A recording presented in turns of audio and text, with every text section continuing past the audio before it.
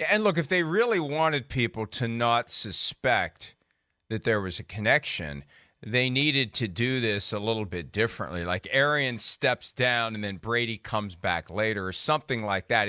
It just, the way that it, and even then, yeah, you'd question suspicion. Then. Right. Even then. Right. But the idea that Brady is back and just 17 days later Arians is out, when there had been nothing that Arians had said or done to suggest he was even thinking about this, that is not going to be accepted by the people who I think, really follow it, understand it, are plugged in, and who get it, and who think critically. Now, of course, Bruce Arians denies that it had anything to do with Brady coming back. He said to Peter King, no, on that question. Is it connected to Brady's return? Tom was very in favor of what I'm doing. I mean, I had conflicts with every player I coached because I cussed them all out, including him. Great relationship off the field.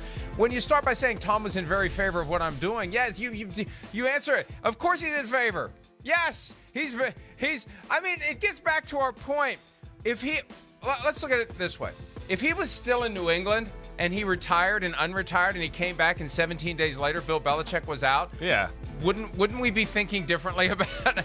I mean, we'd be thinking that Belichick's out because Brady's back, but still the idea that your head coach disappears 17 days after you return and you're not even the slightest bit perturbed by it, it kind of tells you everything you need to know about what's really going on here, folks. Doesn't it? It definitely does. There's so many warning signals. I mean, come on. I mean, anybody out there, again, this is not coincidence. Well, I don't know. With Brady there, first off, great relationship off the field is what was said there. Then when he's talking about when he's in favor of what I was doing, does he mean he's in favor of him leaving or what he was doing when he was the head coach and getting involved? That's where I wasn't sure with what he meant there in that first part of the comment, Mike. What do you think there? Was he's talking about Brady had no problem with me leaving, or Brady had no problem that I was sticking my nose in between him and Byron Leftwich and getting involved in the game plan? Well, it comes down to conjugation. I know. Tom was very in favor of what I'm doing. Not Tom was very in favor of what I was doing. Very well, what very I did, good, very well but said. But what yes. I am doing. Right. So Tom is very in favor of me leaving. Get your butt out of here. Nothing to do right. with Tom's return, but he's very in favor. That's one of those moments where the truth just kind of accidentally slips out. Yeah. When you're trying to, and look, I'm sorry. I'm sure Bruce Arians is going to be mad if he even gives a crap about us saying what we're saying. But come on. Well, come on. Like Bruce Arians has got to be mad altogether to a certain degree here. He walked the plank. Well, that's exactly. I mean, yo ho, the Pirates' life for me, and hey, got it. You're right down there in Tampa, but. So I got to think at first there was a disgruntled Bruce Arians. I got to think something was done here to, appeal to him, appease to him, to make him make comments like this to Peter King so this goes over smoothly for the Bucs and Brady. I don't know if they'd say pay him another year of a contract money, whatever, but I have a hard time thinking if this went down the way we did that, Bruce would just go away quietly. There's a side deal done here too, like you said. They're going to do their best. Part of Brady, saying he's going to come back and Bruce Arians not being there. The next part of that plan is, okay, so now how do I not look like the jerk here that forced the coach out of town? What are we going to do there?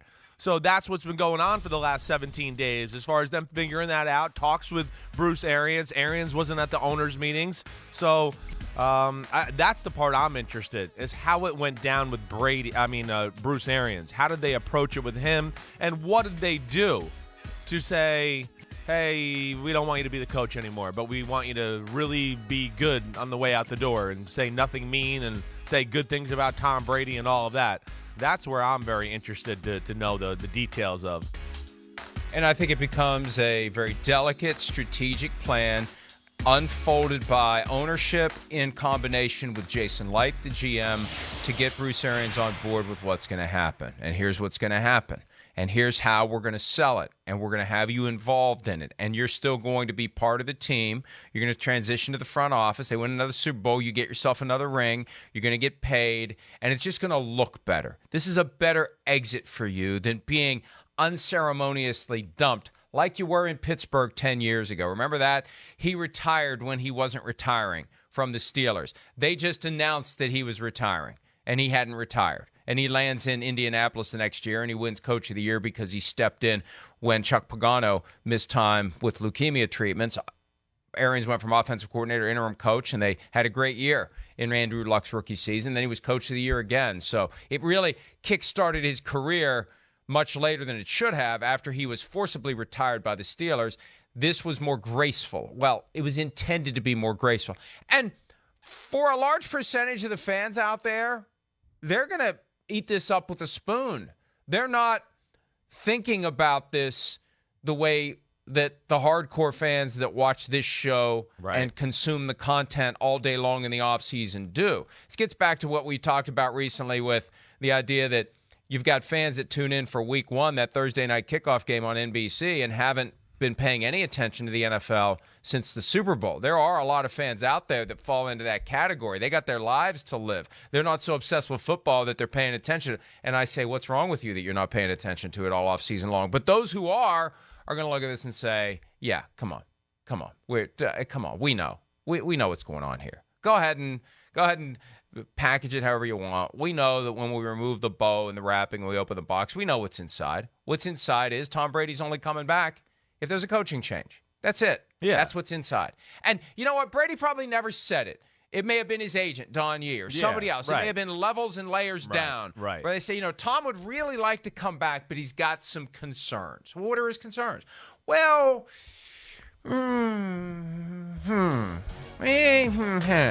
yeah. He's concerned about the coaching situation. What's he concerned about? Well, we got a head coach who's mostly retired. We got Tom Brady and Byron Leftwich busting their asses every week to put an offensive game plan together.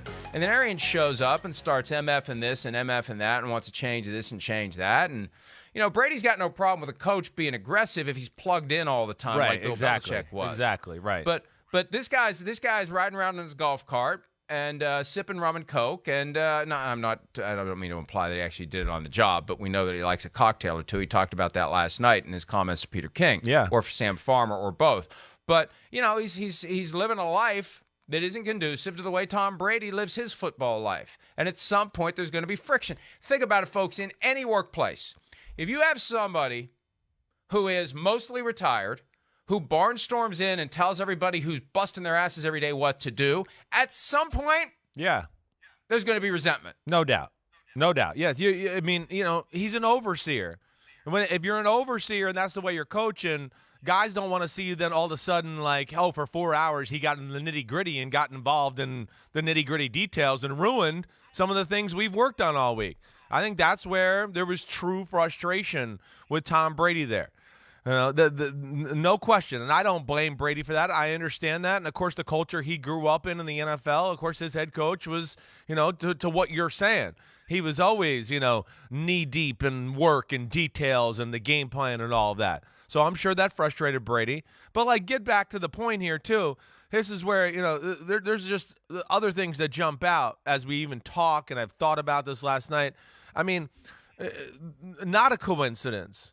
Bruce Arians spent a good amount of the time talking about the future of the Bucs, what the team was going to look like next year, the quarterback situation, talking about all of that, right? I mean, then you line up with kind of the timeline of Brady with retiring. Yes, okay.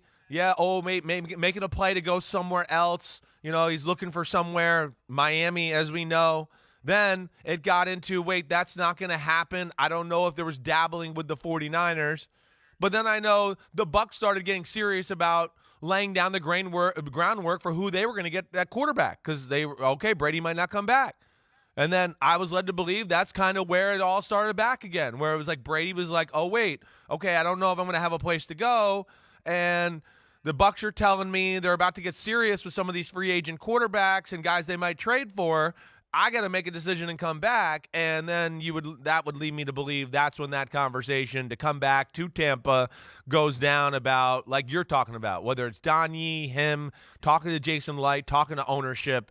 I would think that's how that went down. And, again, I would think that's the type of conversation that's very delicate, that maybe you do fly over to Manchester, England, and see the owners in person and talk about it before you really, make the decision to do that. That would be worth the trip, at least, for that type of decision and conversation. Yeah, I really want to come back. I really want to play for the Buccaneers if. Yeah. And, hey, is it a big move? Yeah. Has Brady earned the right to make that move? Yeah. I'm not saying it was wrong for him to do it. I understand why he would have done it if he did it, and I think he did it, whether he did it directly or through back channels. Yeah. I can understand it. I can understand why he would do it. And as to the notion that he would have wanted to partner up with Sean Payton, think about that. The Saints 4-0 against the Buccaneers in the regular season the last 2 years, and maybe the reason that they lose those games, from Brady's estimation, Sean Payton approaches the job like Bill Belichick approaches the job. Obsessed, all in, constantly looking for any angle, any avenue, and puts together a better game plan. Has a better plan. Right. And you and I know him and Brady, and there was interest when Brady was the free agent the first time around. We knew there was, we both know there was interest with the Saints and Brady.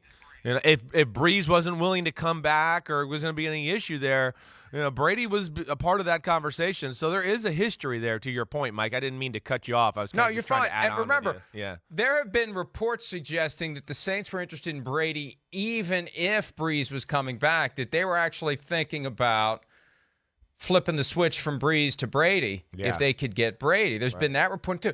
At the core, the NFL is a business, and it is a ruthless, unforgiving, profit-driven business. So, if you are the Glazers and you are faced with a choice to have Tom Brady or not have Tom Brady, there's a lot of stuff you're going to agree to get Tom Brady. Definitely. Because you've seen the stadium for nearly 2 decades empty. You've seen it empty, and you've seen it full with Tom Brady. Now, Rick Stroud of the Tampa Bay Times reported last night that Brady was informed that Arians planned to step down and Todd Bowles would succeed him as the head coach either the same day or a day after the quarterback announced he was ending his retirement. The team insists it was not related to Brady's decision. That timeline makes it more clear there was a connection. It makes it more clear that Brady's coming back, not despite the fact that the head coach isn't going to be there, but because he's not going to be there. That timeline makes it obvious. Now, Jay Glazer had a somewhat different tweet, but this came from Bruce Arians, the guy who's trying to sell the idea that had nothing to do with Brady's return. Arians told me once he knew Brady was coming back, he started thinking he could step away and leave Todd Bowles in a great position.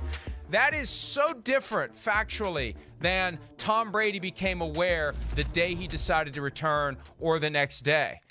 This paints a picture. Different things. You're right. This paints a picture of Bruce Arians saying, I'm the coach, I'm the coach, I'm the coach. Oh, Brady's coming back. I could really do Todd Bowles a solid here.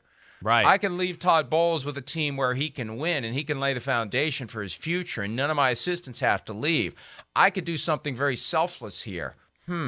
Now again, I got no problem with the guy trying to, a little myth making, a little legend creation, boosting. I got no problem with that. People are like that. I get it.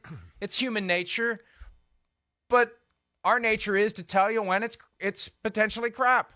And in this case, it's quite possibly, if not definitely, crap. It seems it's not like what really happened. Yeah, no, it doesn't. And those comments there, they don't, like you're talking about there, they don't really line up. Wait, so what was it? Did he come back and then Bruce Arians figured this out, or did Bruce Arians think he was going to step away and then Brady came back? I mean, we've seen the 2 conflicting reports there from guys that would go, they're on the inside. They know something there. Rick Stroud, I mean, gosh, nobody's more connected to the Tampa Bay Buccaneers than Rick Stroud. He's been down there forever. He's top notch. He is definitely a guy the organization trusts there too. So, again, that's that doesn't line up, which isn't a good look for Brady or the Bucs or the situation in general. It's crazy. I think it's pretty fairly easy to see if you've been paying attention to the league for the last 2.5 months. If you haven't, like you said, you might not be able to put it together right away. This is a little too inside baseball, but I'm fascinated by this anyway because Rick Stroud, first of all, pissed some people off at One Buck Place with his Antonio Brown fake vaccination card reporting. Right. That didn't go over well. I'm sure. That didn't go over well at all. Right. So now here we are, and Bruce Arians handpicks 2 out-of-towners to break this news to instead of giving it to Rick Stroud, the guy who covers the team and has been covering the team for decades. That's the kind of thing that's going to piss off Rick Stroud. Yeah, so Rick Stroud is not going to necessarily operate off of the same sheet music as everyone else who's getting this stuff handed to them by Bruce Arians. This is a very real dynamic of our business. Very real dynamic. It's one of the reasons why people handpick folks to give stuff to. There's kind of an implicit, hey, you're okay with our story, right? You're pushing our story. We're giving you our story. You're okay with our story. And Rick Stroud's not getting the story, so he's got no compulsion. He's got no qualms. He's got no urgency about possibly sharing a different story. And he's doing it in a very subtle way by pointing out a timeline that conflicts with the timeline that Bruce Arians is trying to sell. Right. No, I know. He is. And man, Rick, I got tremendous respect for him, and I'm sure, if he is a little disgruntled or whatever, he'll get some more details of this story, and maybe, we'll all be lucky and he'll release them and we'll figure out what happened here. What, like I said, I'm just interested in the timeline of when Brady talked, how that went down, the conversation with Bruce Arians, definitely, sure. Okay, then I go to football, and I think, all right, football, great. Hey, it's not going to affect the offense, not with Brady and Leftwich. They're going to be fine. Bowles, the defense, going to be fine. Okay, yeah, all right, Bucs are still good. Just don't call a zero blitz with your season on the line. So that's where I was going to go, too. I mean, I know we're talking to this all, too, but and I know to your point, yeah, Bruce Arians is not involved in the nitty-gritty and the details like we've discussed before, but I do think it's a loss losing Bruce Arians. I do. I'm not going to deny that. Even though he's not in the details and the guy making the game plan, there is value to Bruce Arians being your head coach. He does have a presence about him. He is the head coach. He's one of those guys that walks in a room and you go, well, the head coach is there. Okay, here he comes. He does cuss everybody out and keep everybody on edge. Just like we hear with all good teams and good places. They got a coach that keeps them on edge. They all do different ways, different styles. Mike Tomlin keeps his guys on edge. Belichick keeps his guys on edge. Shanahan keeps his guy on edge. They do it different ways. Bruce Arians was a little bit like, hey, MFer, you're not doing good. Get the F out of here. Play better or get the F out of here. That's the way he talks. But there is value in that. So I am interested to see where the team goes. Because now the guy walking in the room is, hey, there's defensive coordinator, Todd Bowles. Oh, wait, he's the head coach. Oh, there is something different to that. And he hasn't had a proven track record as a head coach. So that's where there's definitely a little value in Bruce Arians, for sure, as a head coach and what I think of them as a team when he is there. And now I'll just have some questions that I would like to see or need to be answered to button that up. Hi, I'm Mike Tirico, and thanks for watching. Make sure to hit subscribe for the latest news and highlights from NBC Sports.